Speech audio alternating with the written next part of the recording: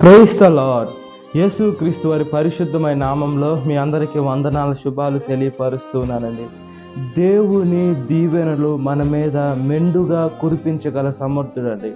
మనము వాక్యానుసారంగా చూసుకున్నప్పుడు దేవుడు అనేకమైన భక్తుల మీద దేవుడు మెండుగా దీవెనలు కురిపించారు. యోబు గారి జీవితంలో చూసుకున్నప్పుడు మొదట దేవుడు మెండుగా దీవెనను కురిపించాడు. దేవుని వాక్యానుసారంగా అతను నడిచారు, అతని కుటుంబం నడిచింది కాబట్టి యోబు గారి చుట్టూరు కంచె వేశారండి దేవుడు.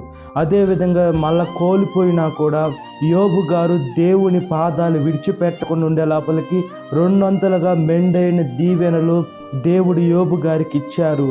మనకి దేవుడు ఏది ఇచ్చినా దేవుడే ఇస్తాడు. అది వెళ్ళిపోయిన తర్వాత దేవుణ్ణి కొంతమందిని చూస్తే దేవుణ్ణి దూషిస్తూ ఉంటారు, దేవుణ్ణి తిడుతూ ఉంటారు. నేను నీకు కానుకలు ఇవ్వలేదా, లేదా నేను నీకు ప్రార్థన చేయలేదా, నేను నీకు ప్రేమగా జీవించలేదా, ఎందుకు ఇలా చేశావు అని మనుషులు అంటూ ఉంటారండి. కొన్నిసార్లు దేవుడు కొన్ని ఇచ్చి కొన్ని పరీక్షిస్తూ ఉంటారు. కొన్నిసార్లు కొన్ని ఇచ్చేదానికి సమయము అవుతూ ఉంటుంది, లేట్ అవుతూ ఉంటుంది. అది ఏదైనా తగిన సమయంలో దేవుడు ఇవ్వాలని, అది మనకు ఉపయోగపడే సమయంలోనే ఇవ్వాలని కోరుకుంటారు. ఉపయోగపడకుండా అది వ్యర్థమని దేవుడికి తెలుసు కాబట్టి మనుషులు ఆత్రపడుతూ ఉంటారు. అది కావాలి ఇది కావాలని ఆత్రపడుతూ ఉంటారు. కాబట్టి దేవుని తగిన సమయంలో మెండైన దేవుని ఇస్తాడు. కాబట్టి ఆ సమయాల్లో మనం ఫలించినట్లుగా ప్రార్థన. మహాపరిశుద్ధాత్మదేవ, నా ప్రియ పరలోకపు తండ్రి, ఒకసారి జ్ఞాపకం చేసుకోండి అయ్యా. మీరు మమ్మల్ని ఫలింపచేయాలని ఆశపడుతున్నారు.